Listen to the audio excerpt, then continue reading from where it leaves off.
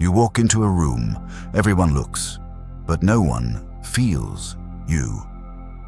You speak, and they nod politely. You exist, but you don't dominate. You're present, but you're not powerful. Here's the uncomfortable truth. Most people are trained to be harmless. Society conditioned you to be soft, agreeable, forgettable. They taught you that being nice equals being valued. That blending in keeps you safe. It's a lie. And while you were busy being polite, someone else walked into that same room and owned it. They didn't ask for permission. They didn't smile their way to the center. They commanded it, ruthlessly, naturally, effortlessly. You've been playing by rules that only benefit the weak. The world doesn't reward kindness. It rewards presence, dominance, control. This is you versus a world that wants you invisible. Today, that ends. I'm going to show you 6 ruthless moves that will make you impossible to ignore. These aren't social hacks. These aren't tricks for insecure people. This is psychological warfare, engineered to make you untouchable. If this resonates, hit that like button. Subscribe, because what I'm about to share will separate you from everyone still playing small. Let's begin. I had a friend. Let's call him Jaden. Jaden was intelligent, well-read, capable. But every time we went out, he disappeared. Not physically, socially. He'd stand there, nodding along, laughing at jokes, contributing when asked. But he never commanded anything. One night, we attended a networking event. High-level people, investors, entrepreneurs, power players. Jaden prepared for weeks. He had talking points, questions, insights. He was ready. But within 20 minutes, he was invisible again. I watched him approach a group. He waited for an opening. He smiled. He extended his hand politely. They shook it, acknowledged him, and immediately resumed their conversation. He stood on the edge, nodding, hoping someone would let him in. No one did. Meanwhile, another guy, let's call him Damien, walked straight into that same circle. He didn't wait. He didn't ask. He interrupted mid-sentence, made a bold claim, challenged someone's opinion, and within seconds, he was the center. Jaden noticed. I saw it on his face. Confusion, frustration, anger. Later, he asked me, "Why does it work for him and not for me?" I told him the truth. Because you're asking for permission to exist. He's taking space like it's already his. That moment changed Jaden. Not overnight. But he realized something dark, something true. The world doesn't give you respect. You take it. If you've ever felt like Jaden, keep watching, because you're about to learn what Damien already knew. Niccolo Machiavelli understood something most people refuse to accept. Power isn't given, it's seized.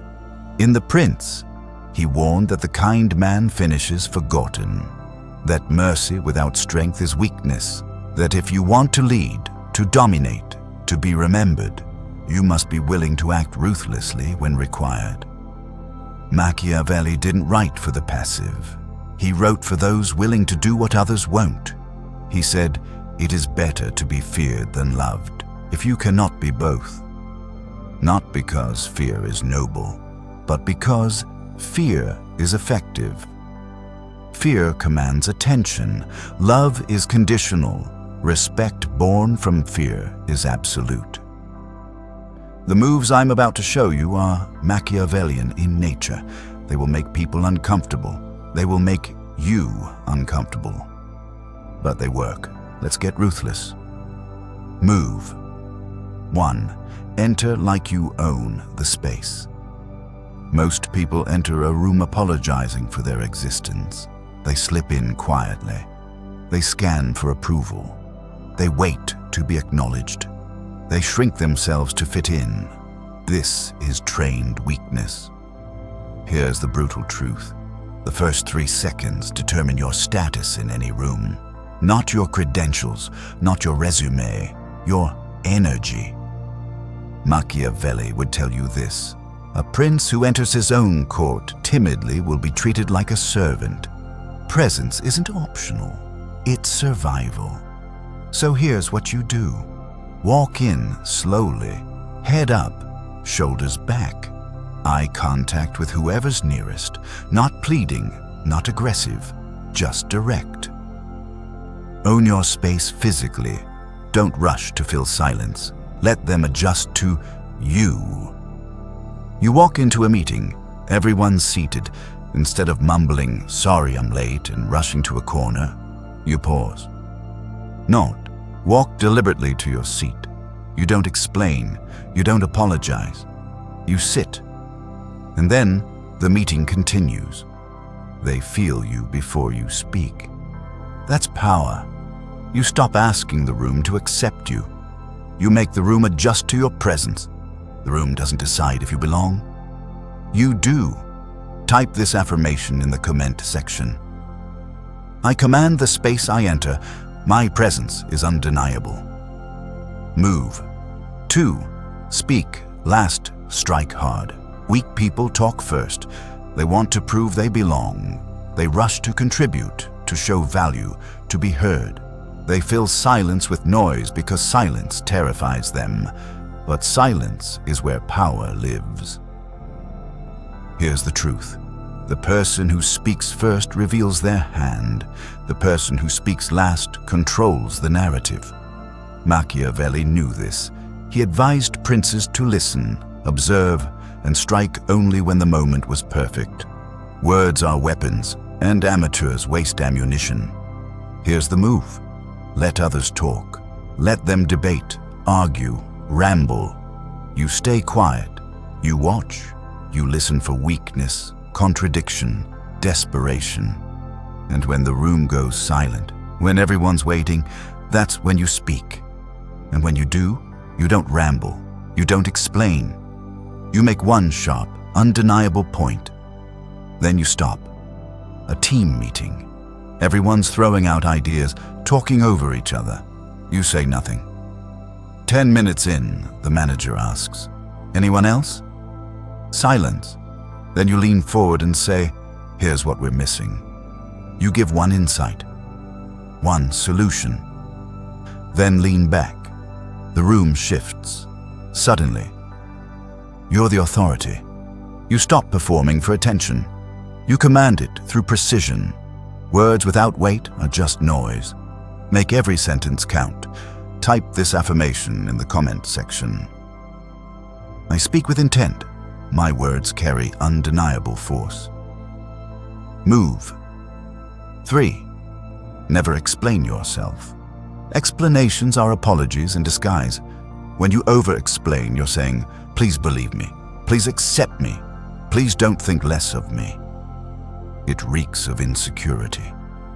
Here's the brutal truth. Powerful people don't justify their decisions. They make them and move on. Weak people beg for understanding. Machiavelli would say, "A ruler who explains his choices invites challenge.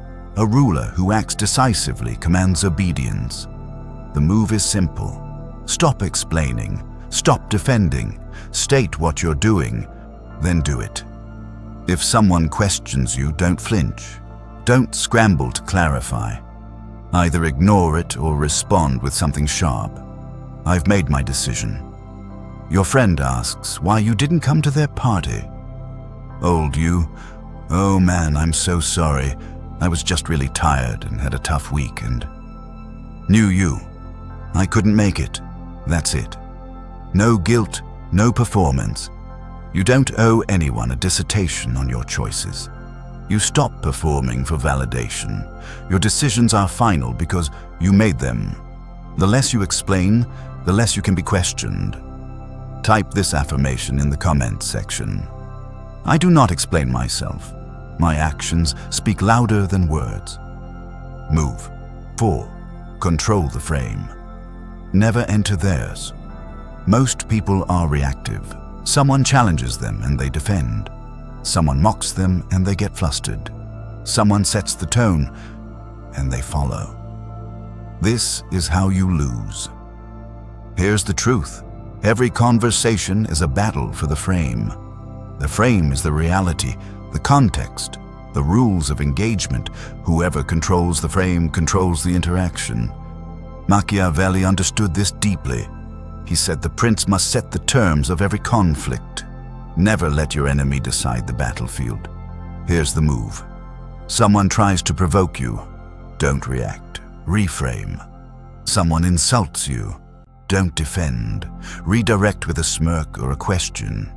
Someone tries to put you on the defensive. Flip it back on them. A colleague says, "Why are you always so quiet? Are you even paying attention?" Old you would stammer an explanation. New you, I speak when there's something worth saying. Should I start filling silence like you? You didn't defend, you reframed. Now, they're uncomfortable. You stop reacting to people's frames. You impose your own. The person who reacts is already losing. Type this affirmation in the comments section.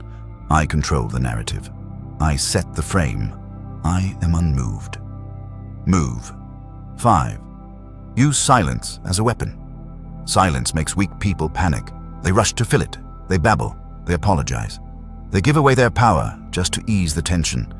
But tension is your advantage. Here's the brutal truth. Silence is psychological pressure. When you refuse to fill the gap, the other person starts to crack. They reveal themselves. They overcompensate. They lose composure. Machiavelli would advise, let your enemies speak until they expose their weakness. Silence is the most ruthless interrogation tool. Here's the move. When someone finishes talking, don't respond immediately. Hold their gaze. Let 3 seconds pass. Let them feel the weight, then respond or don't. Sometimes silence is the response. Someone criticizes you. Old you would defend immediately. New you? You stare. You let the silence stretch. They start backtracking. I mean, I didn't mean it like that. You didn't say a word. You won. You stop fearing uncomfortable silence. You weaponize it. The person who breaks the silence first reveals their fear. Type this affirmation in the comment section. Silence is my weapon. I wield it without hesitation. Move. 6. Make your presence expensive. Most people are too available. They show up to everything. They respond instantly. They make themselves easy, convenient, replaceable, and that's exactly how they're treated. Here's the brutal truth. Value is tied to scarcity. The more accessible you are, the less you're worth. People don't treasure what's always within reach. Machiavelli warned, a prince who gives too freely loses respect. Power must be rationed, presence must be earned. Here's the move. Pull back. Stop being the first to respond. Stop attending every event. Stop making yourself endlessly available. Let people wonder where you are. Let them work to get your time. Someone texts you. Old you responds in 30 seconds. New you. You respond when you decide, not out of spite, out of priority. Your attention becomes valuable because it's limited. You stop giving yourself away freely. You make people earn access to you. What's always available is never valued. Type this affirmation in the comment section. My presence is a privilege, not a given. I am scarce, and therefore invaluable. You've just learned 6 ruthless moves that will change how people see you. Not because you begged for it, not because you performed for it, but because you commanded it. You're no longer the person who waits for permission. You're the person who owns the room the moment you enter it. You speak last and strike with precision. You never explain yourself. You control the frame, you wield silence like a blade, and you make your presence expensive. This is not about being cruel. This is about being powerful. The world respects strength. It always has, it always will. So stop playing small. Stop apologizing for your existence. Stop hoping people will notice you. Make them notice. You're dangerous now, not because you're violent, but because you're deliberate, calculated, untouchable. Walk into that room like you own it, because you do. Type this affirmation in the comments section. I am powerful. I am deliberate. I own every space I enter. Now go and make them feel it.